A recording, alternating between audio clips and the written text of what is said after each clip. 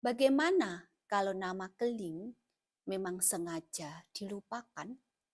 Ya, memang disengaja.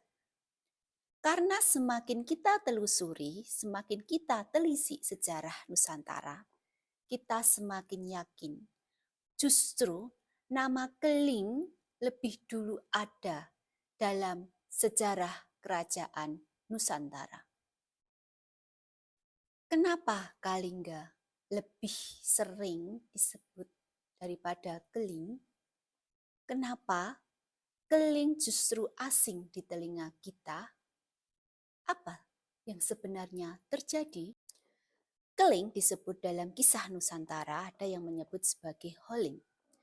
Pernah tercatat pada sekitar tahun 632 Masehi, ada dua kekuasaan di wilayah Keling, yaitu kekuasaan oleh Wasudewa dan kekuasaan oleh Kiratasinha.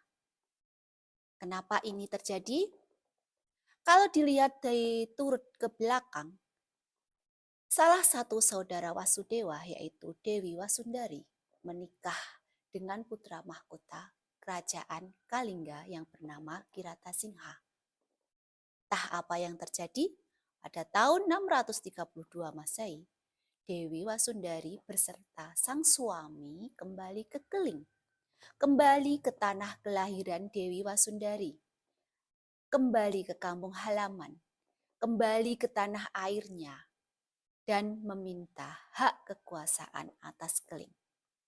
Dan oleh Prabu Wasudewa, saudarinya Dewi Wasundari pun akhirnya diberikan hak kekuasaan Keling dengan raja yang memimpin Keling saat itu adalah Kiratasinha, sang suami Dewi Wasundari yang pada dasarnya adalah orang Kalingga datang ke Keling mengikuti sang istri, mengikuti asal tanah kelahiran sang istri. Nah, tapi kenapa sekarang justru Kalingga yang lebih dikenal daripada Keling? Bahkan nama Keling tidak muncul di buku sejarah kita. Yang ada adalah kerajaan Kalingga. Kenapa ini terjadi? Apakah ini memang fakta yang dilupakan?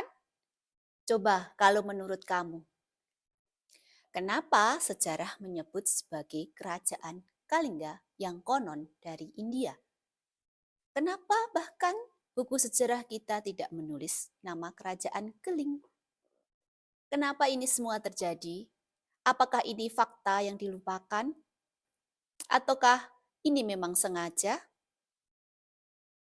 Kalau menurut kamu, kenapa ini terjadi? Coba kita tulis di komentar. Yuk